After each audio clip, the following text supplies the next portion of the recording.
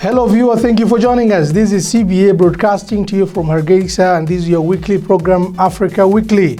These are some of the major news and analyses around the African continent that we will be taking a look on the next 30 minutes. A major general in the army chosen as Burundi's ruling party candidate. Ivory Coast tests a woman for the Chinese virus coronavirus. In Ethiopia, a rehab center takes on heart addiction. Nigeria's most attack death toll rise to 5, and 7 million Ethiopians are in need of food aid.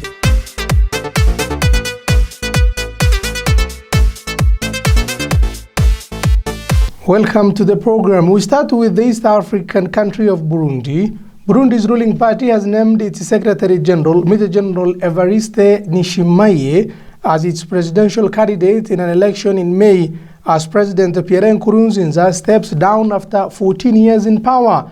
Major General Ndayishimiye is seen as a moderate and is generally respected by the opposition and public, despite his long-standing relationship with Pierre Nkurunziza. He was not implicated in atrocities committed during the crisis which broke out in 2015 in the country after Mr. Nkurunziza decided to run for a controversial third term. Major General Ndayishimiye has been the Secretary General of the ruling party CNDD-FDD party since 2016, making him the favorite to succeed Mr. Nkurunziza.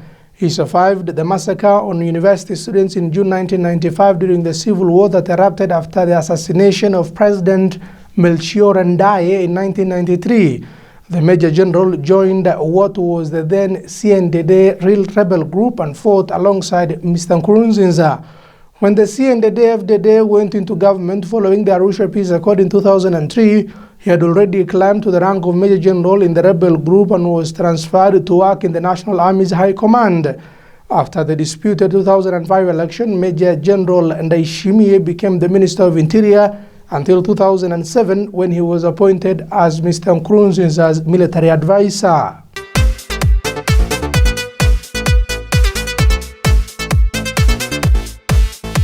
From east, we go to west of Africa. Health officials are dealing with a suspected case of coronavirus in Ivory Coast. The country's health ministry has announced an unnamed student who returned to the West African country from Beijing on Saturday is undergoing further tests after showing flu-like symptoms. If confirmed, it will be the first case of the deadly virus in Africa. The virus, which first emerged in the Chinese city of Wuhan, has spread to over 2,000 people and killed 56 people so far. The 34-year-old woman is currently in isolation, according to officials from the West African country. The traveler has lived in China for the past 5 years, according to a statement released by the Ivory Coast Health Ministry, and had shown flu-like symptoms before boarding the plane to Abidjan. The woman's test results are expected later on this week. Currently known as 2019 CNCoV, the virus is understood to be a new strain of the coronavirus not previously identified in humans. Since the outbreak began in Wuhan, several African countries have introduced extra screening on flights arriving from China.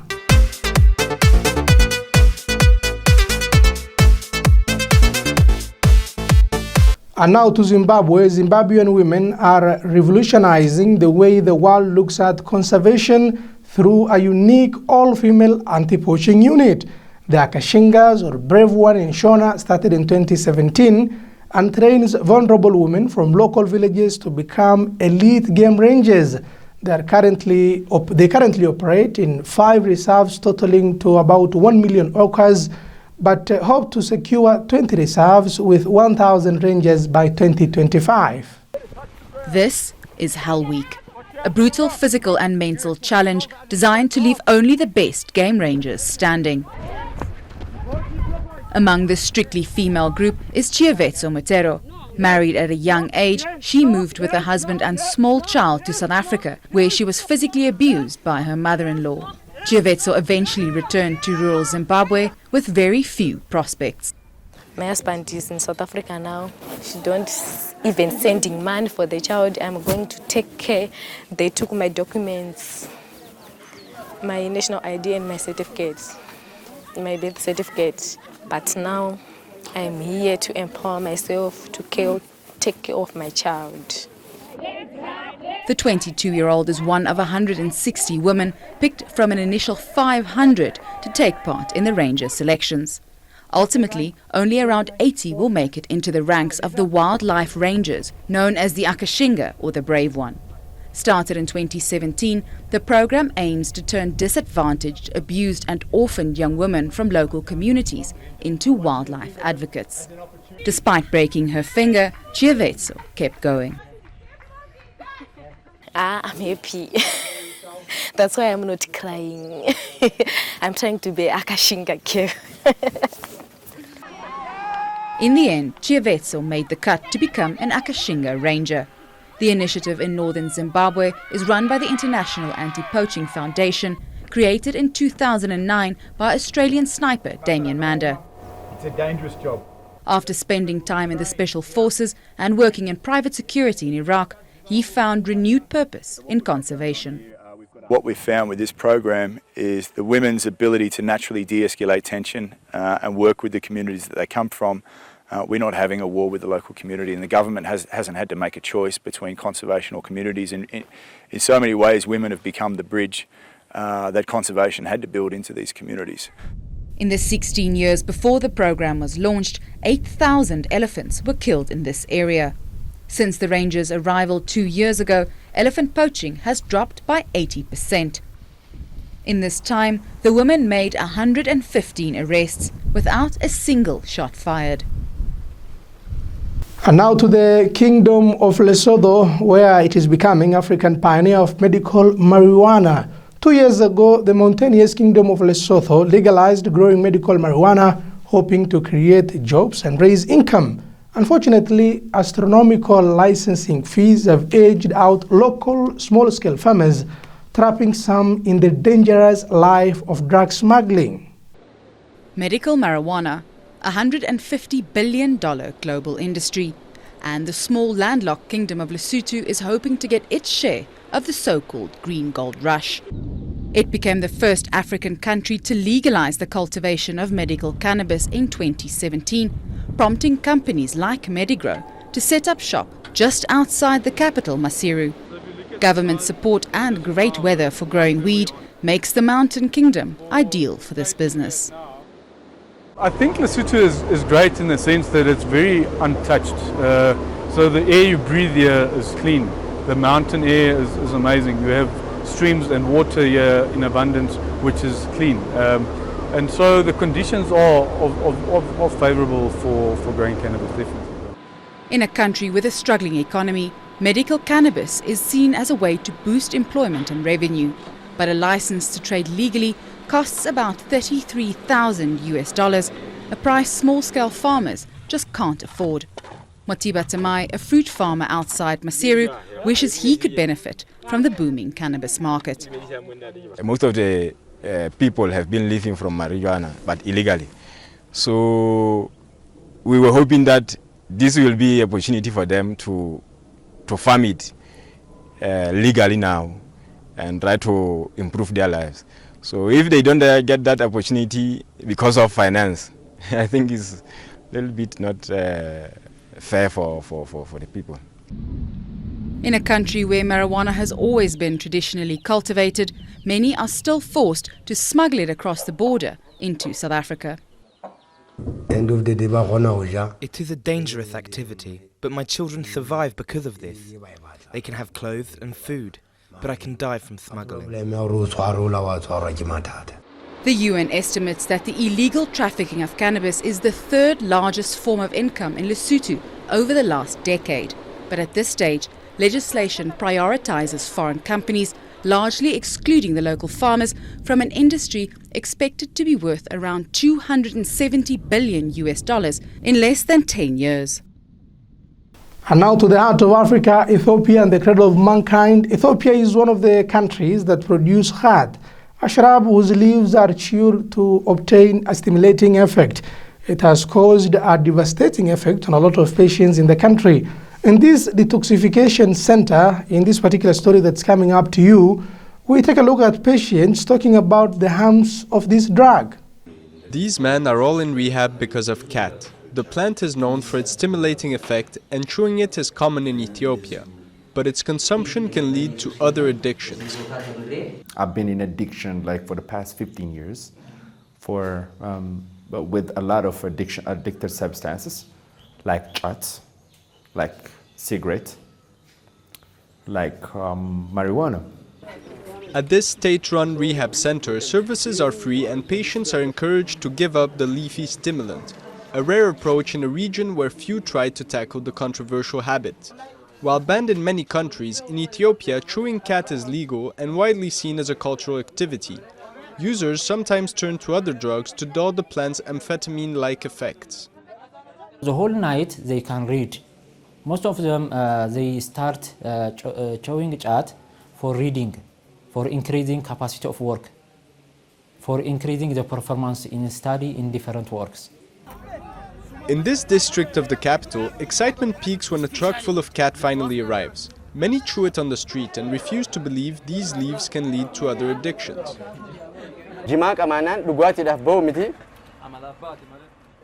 That's not true. The people who say that were already addicted to alcohol and other drugs before they started using cat.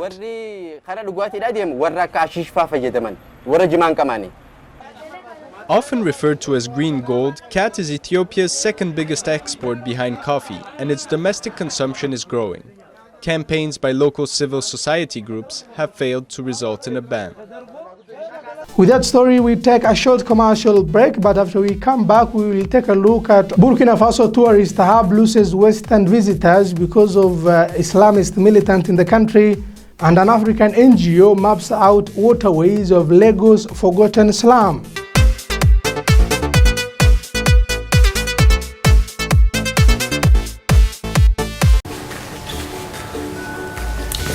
بريميال بانكا maxaan ka caawiyaa walaal waxaan u baahanahay inaad ii furto akooni gaara master card raaci fadlan okay walaal waan ku furaya waxa kale oo u baahanahay akoon ganacsi waxa kale oo u baahanahay mobile banking iyo internet banking ganacsiga waxaan u rabaa BOS fadlan buuxi foomkan wala ma heli karaa maalgelin ganacsi in yarsid ma heli karaa maalgelin shakhsi lacagta waxaan rabaa inaad ii dhigto akoonkayga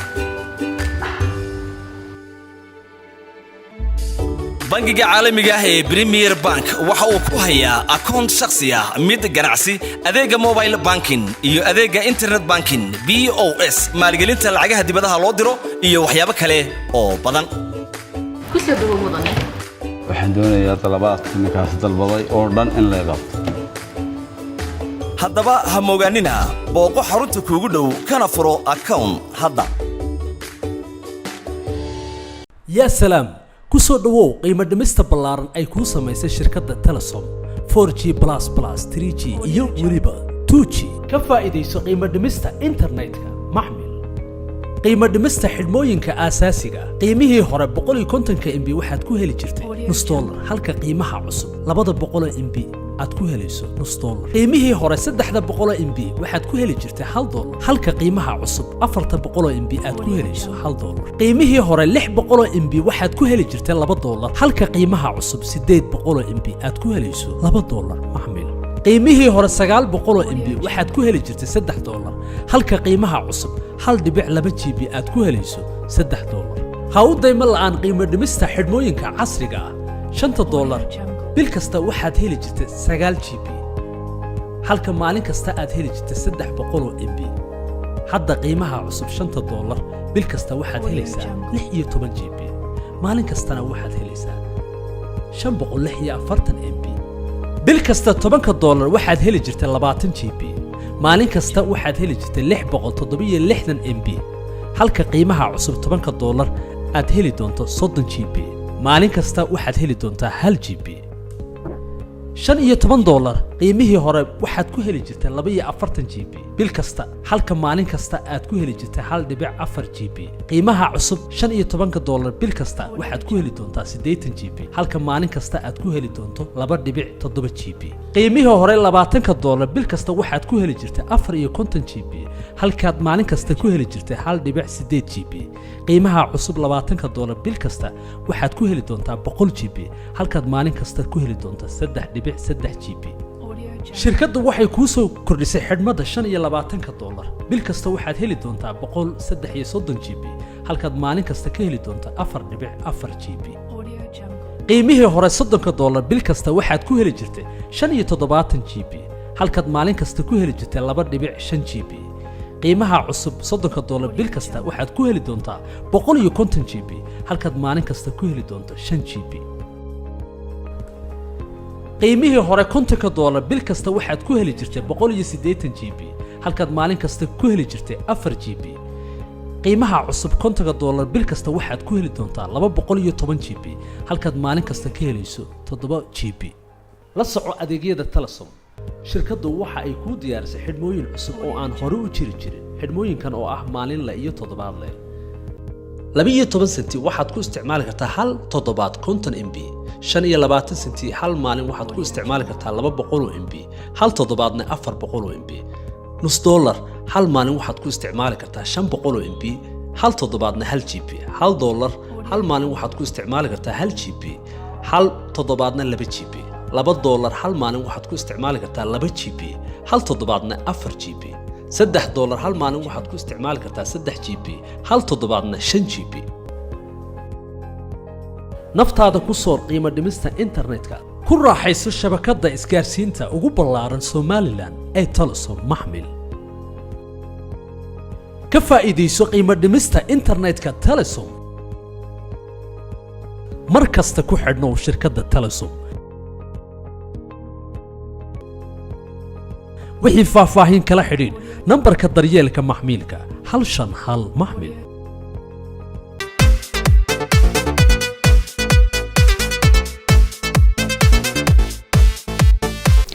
Still in Nigeria, 5 people have died from Sunday's attack at a mosque in Nigeria's town of Goza in northeastern Borno State.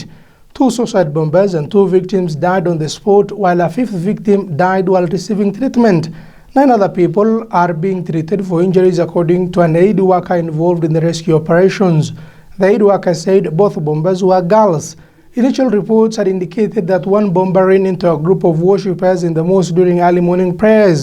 It's not clear whether the bomb went off inside or just outside the mosque. No group has said it had carried out the attack, but the militant group Boko Haram and the so-called Islamic State of West African Province are active in the region.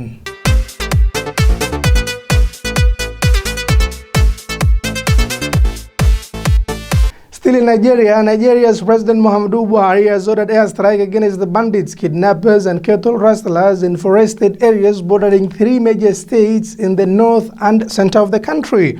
On Saturday, gunmen killed 11 people and kidnapped 4 women during a door-to-door attack in Niger State, according to reports by Sahara reporters and the Daily Sun. President Buhari described the repeated attacks in Niger, Kaduna and Zamfara as a disaster and said air raids remain the best approach given the lack of motorized roads in the areas constantly under attack. The airstrikes will support troops already deployed on the ground. Nigerian Air Force is already setting up refueling facilities in Minna, Niger's capital, to support the operations. Earlier this month, gunmen killed 6 people and injured 5 others, while also kidnapping others in Kaduna State.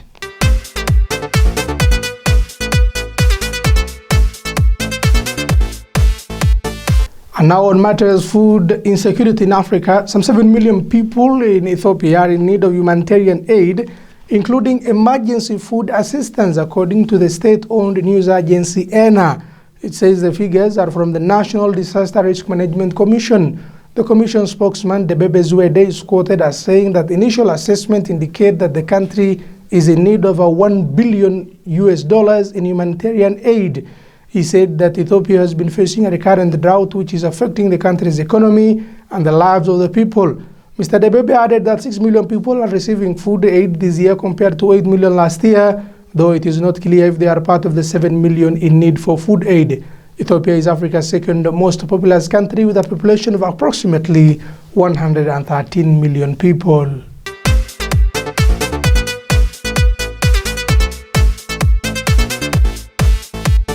And now to Burkina Faso, where the number of tourists in the country has gone down because of jihadist threat.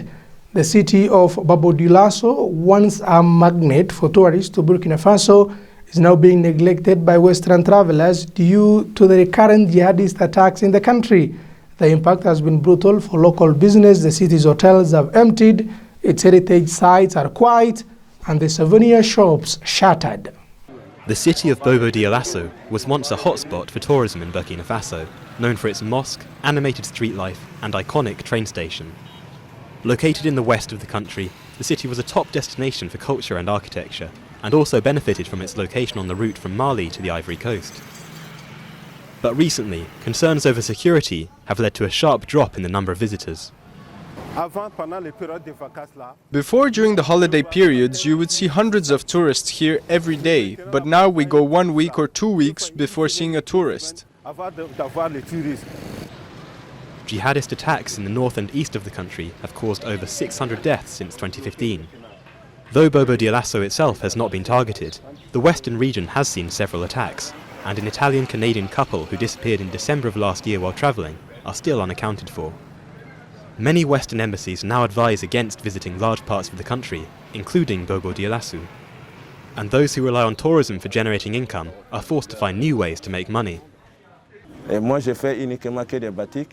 All I do is make my fabrics. I don't really have other work, but as there are no tourists, I have no choice but to help out with masonry work to earn cash for food and medicine for me and my kids. Many in the hospitality industry have also been struggling, like this hotel owner. We have lost everything, to be honest. The number one priority is the staff's salaries, then the taxes. We can't even afford the taxes.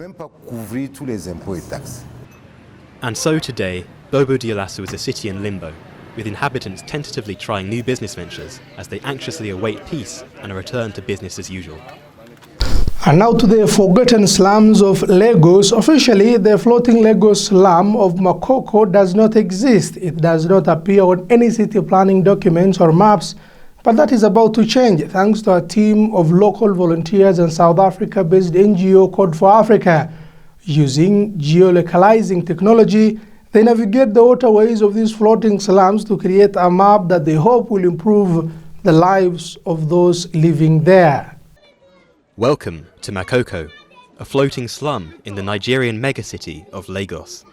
Officially, this part of the city does not exist.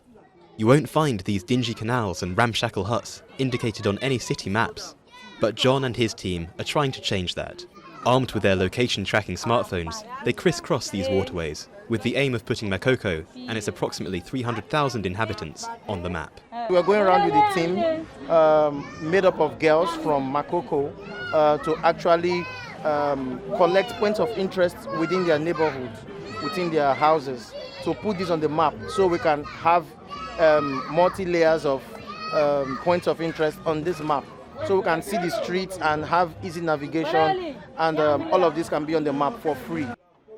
John works for South Africa-based NGO Code for Africa, the organisation behind this drive to map out the slum and improve the lives of those who live here. Every point of interest is carefully entered into the system, like Watanabo, a floating barber shop. So we are putting your barbing salon on the map, to be part of the points of interest that people will see. When they look at Makoko map, they will see Watanabo. Without property deeds, or in many cases, even a legal existence, the inhabitants of Makoko live with the permanent threat of eviction. For this local traditional leader, appearing on a map for the first time is a step towards cementing his people's place here. Before, in Makoko, we were in the dark. But now, with the work you have done, us traditional chiefs can see that you have done a good job. We are only fishermen. We didn't know how to mark out the different neighborhoods. We are very happy. John believes that the inhabitants of this part of the city should have access to the same knowledge of their neighbourhood enjoyed by those who live elsewhere in Lagos. All of this, we are still working on it, and when we are done, it will look like the rest part of Lagos here, where you can see streets, you see different places. The public will now be able to see this neighbourhood differently, as the map is ready to go online. That is all we have for you on this particular Africa Weekly program, where we covered major news and analysis around the African continent. Thank you for being with us. On behalf of all those who made this broadcasting possible, my name is Yunis Dekow. Thank you for being with us. Enjoy the rest of your viewing.